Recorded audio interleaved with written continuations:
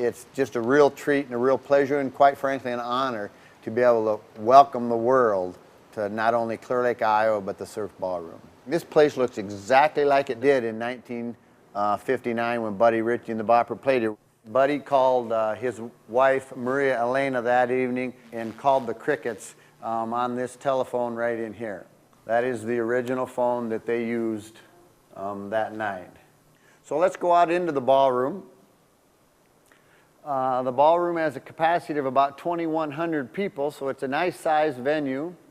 And we're on the pavilion here, and the South Seas beach motif is such that you walk out onto the ballroom floor and you have a big barrel roof that's dark blue, and we have cloud machines that cascade clouds across the ceiling so that when you're watching a concert or you're dancing to a big band, it gives you the feeling you're looking out at the murals onto the ocean, that you're out dancing under the deep blue sky. And people just absolutely love it. The dance floor is the color of a sandy beach, and out under the booths you can see that the ceiling is painted in big wide green and white stripes to simulate that you're under a tent. And I just can't imagine any place anywhere in the country that is as special as the Surf Ballroom.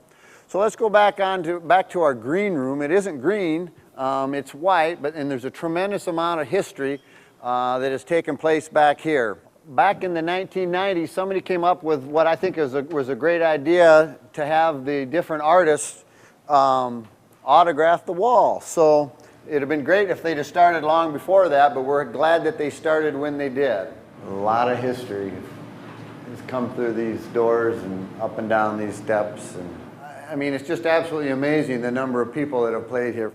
So anyway, let's go on up the stairwell here, and everything is as it is. The floor coverings here, same as they've always been. Now, the stage has been extended. You can see there's kind of a semicircle, half circle here, where the original stage, ended right here.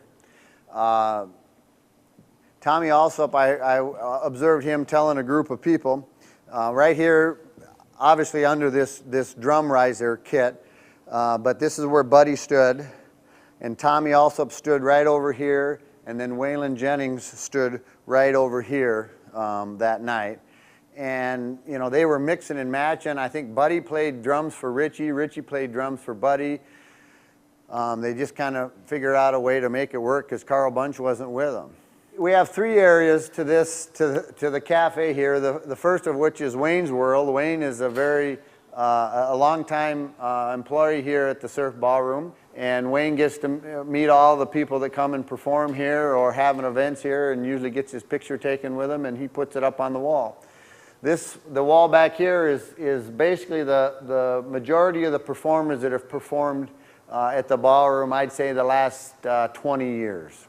And then along this wall is kind of our winter dance party wall that has pictures of the Crickets and Dion and Maria Elena and Buddy and Ritchie and the Bopper, and kind of, in a sense, explains the story of what happens. This then is kind of the big band walk of fame here. Before rock and roll ever was even thought of, we had the big bands were playing here at the Surf Ballroom. Here is an example of when the ballroom was first opened. We did not have liquor by the drink, and so people would come in and put their liquor under the booth, hide it, and then they would go get setups and then mix their own liquor. Everybody that was anybody played here at the Surf, and it's just an absolute incredible snapshot of our musical heritage over and above rock and roll.